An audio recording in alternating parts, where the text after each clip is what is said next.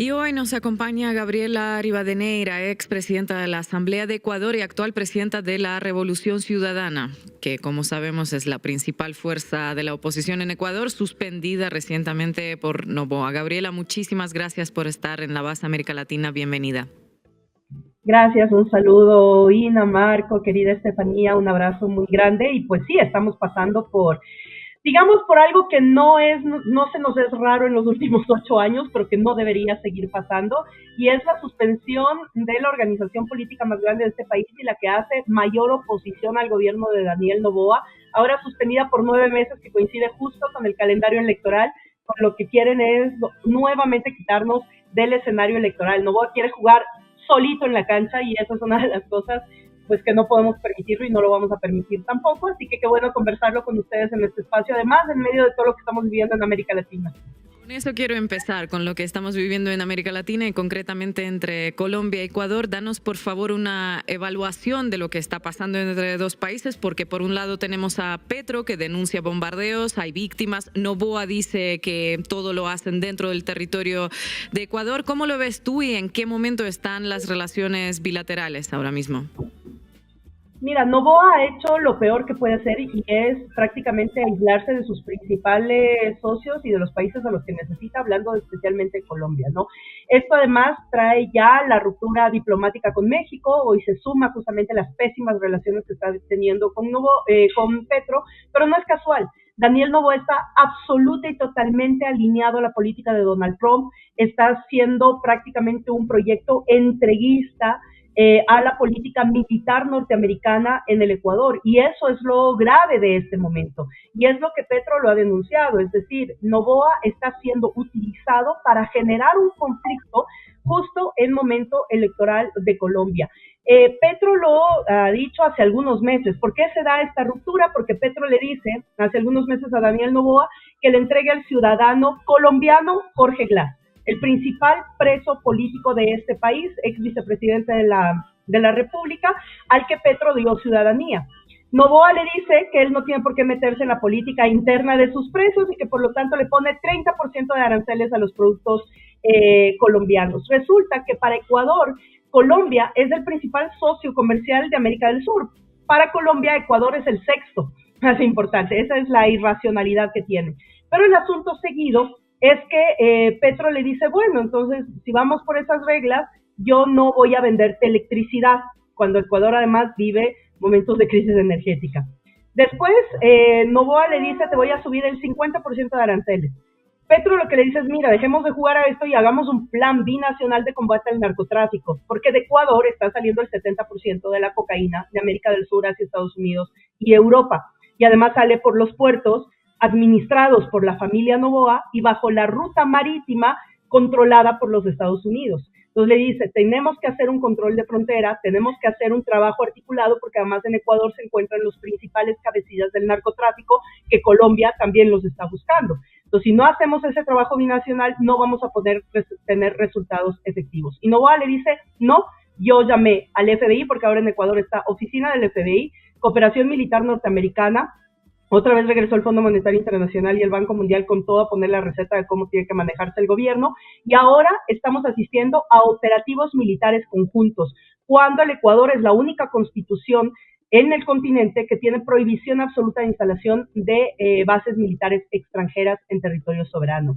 Entonces, digamos que en ese contexto, hoy en la mañana Gustavo Petro vuelve a hacer un anuncio importantísimo, y es que bajo la inteligencia de Colombia y con cooperación de policías mexicanos, detuvieron en esta mañana en Ciudad de México, en Polanco, a uno de los más grandes asesinos ligados al narcotráfico, buscados por Colombia, que además en Ecuador está involucrado directamente como autor intelectual del asesinato del ex candidato presidencial Fernando Villavicencio.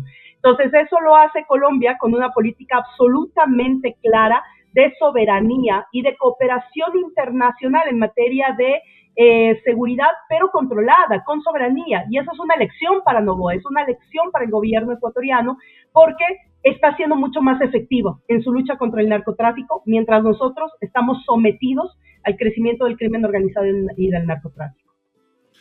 Gabriela, gracias por estar en la base América Latina.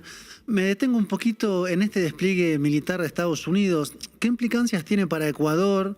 Además, había votado en contra de este despliegue. ¿Y qué implicancia tiene mirándolo desde América Latina, tal vez viendo a Ecuador como un lugar donde se están ensayando modelos de militarización?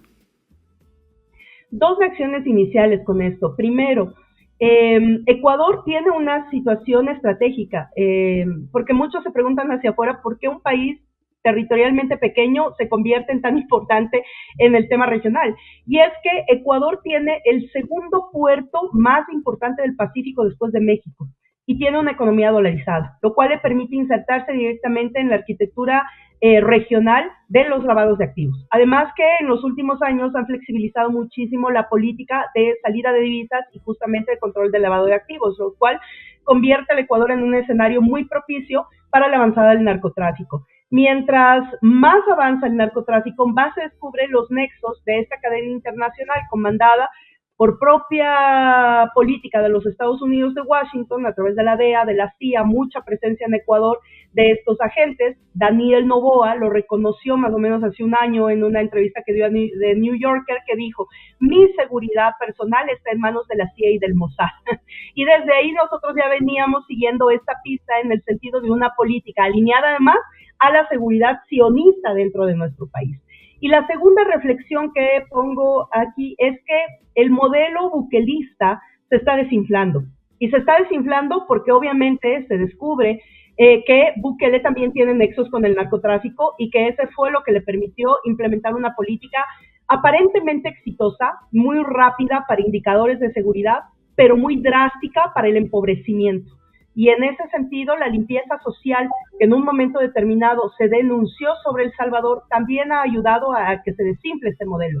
Como se va desinflando este modelo, lo que quieren es priorizar Ecuador y maximizar la política ecuatoriana de militarización y de procesos de cooperación militar de conjunto a través de la figura de Daniel Noboa. Entonces siento que el Ecuador se convierte en este momento también en ese experimento para los países de la región, en el sentido de convencer que la única forma en la que podamos controlar al crimen organizado, que no es un tema ecuatoriano, es un tema regional, de expansión regional, lo que quieren convencer es que esta es la forma. Entonces lo que tenemos de actualización de la doctrina de seguridad nacional de los Estados Unidos en el 2025 se está aplicando a perfección y se lo está haciendo desde Ecuador, y eso va a servir como un tema de disciplinamiento a nivel regional también en cuanto a la política militarista norteamericana. Gabriela, un gusto en saludarte. Me voy a permitir decirte que en México te extrañamos, se te extraña en México. Oh. Yo te preguntaría que lo que hablabas al principio, que la Revolución Ciudadana fue suspendida recientemente. ¿Cuáles son los motivos, en tu opinión, y qué es lo que va a hacer ahora el movimiento, que era pues el mayor partido opositor? Ay, Estefanía, yo no me cansaré de agradecer a México estos 6 años definitivamente y todos los aprendizajes que me dio para enfrentar esta tarea, que es sin duda alguna una tarea superior y mayor en las condiciones en las que estamos. Y en efecto, nosotros somos una organización política, la Revolución Ciudadana. Yo decía al inicio que no nos es nuevo lo que está pasando, pero que lastimosamente se ha naturalizado y se ha cotidianizado en la lógica de la descorreización. Esto que no solamente ha funcionado en el Ecuador, digamos, es parte de un formato regional que después del éxito de la primera década de este siglo, marcó justamente un tema de la posibilidad de otra alternativa. Por supuesto que siempre hay alternativas, y desde el humanismo, desde el progresismo, desde la izquierda se está planteando justamente otro tipo de alternativas que tratan de ser detenidas de manera inmediata por esta avanzada regional de una derecha fascista. Y Ecuador no se libra de eso. Ecuador es más, es uno de los que levantó primero la mano cuando Donald Trump dijo: ¿quién quiere? Yo. Ese es Daniel Noboa. Y eso es lo que está aplicando en Ecuador. Pero para que ese plan en Ecuador funcione, necesitan quitar a quienes les estorban. Y la organización, la Revolución Ciudadana, ha sido una organización política de denuncia permanente de grandes casos de narcotráfico y de corrupción en el país, pero además de consolidación de la alternativa real para la crisis multidimensional que está viviendo el pueblo ecuatoriano. Porque esto no es solamente una suspensión a un número o a un casillero electoral, es la suspensión y el disciplinamiento frente a la posibilidad de generar una alternativa que va incluso mucho más amplia a la misma Revolución Ciudadana. Y es que ahora está causando mucha conmoción esta suspensión, porque si pueden suspender tan fácilmente y tan ilegalmente a la Revolución Ciudadana en pleno proceso electoral, lo pueden hacer con otras organizaciones políticas que están igual convocadas al órgano electoral a rendir cuentas por temas que son totalmente subsanables, pero que no se nos permite el derecho a la defensa. Entonces, la alerta que causó esta suspensión ha hecho que organizaciones políticas, sociales, periodistas, que no han sido ni siquiera afines a la Revolución Ciudadana, manifiesten estar totalmente contrarios, porque ahora se está evidenciando que la parte de la dictadura, y cuando nosotros decimos se aplica dictadura, es cuando rompes el precepto fundacional del Estado de Derecho, que es el derecho a elegir y ser elegidos incluso en un sistema democrático liberal burgués como es el que todavía tenemos vigentes en nuestros países. Entonces, en ese sentido, esta ruptura, que ya es como la cuerda más fina de lo que queda en la convivencia de este país, se ha roto con esta suspensión. Y eso lo que ha servido también es como un disparo al pie de Daniel Noboa en cuanto a este rechazo que se ha generado. Ahora, ¿cómo está Daniel Noboa? Las últimas cifras dan que el 70% de la población ya no cree en el gobierno de Daniel Noboa, es decir, hay un rechazo mucho mayor y muy creciente, digamos, a la gestión de Daniel Noboa, que recordemos recién va a cumplir el próximo mes un año de ejercicio de este gobierno, y la revocatoria de mandato que ha sido anunciada justamente a raíz del cumplimiento del primer año de gobierno cobra mucha fuerza. Y yo creo que si es que esto sigue así y si es que sigue cobrando fuerza la revocatoria de mandato, Daniel Noboa va a implementar mayor violencia, mayor represión para sostenerse, porque tiene todo el aparataje militar norteamericano actuando en el Ecuador. Entonces sí estamos ante la posibilidad de instaurar un gobierno dictatorial. En efecto, Noboa es un autócrata que está tomando decisiones por sobre el país y cueste lo que cueste, y eso es lo que estamos enfrentando como Revolución Ciudadana.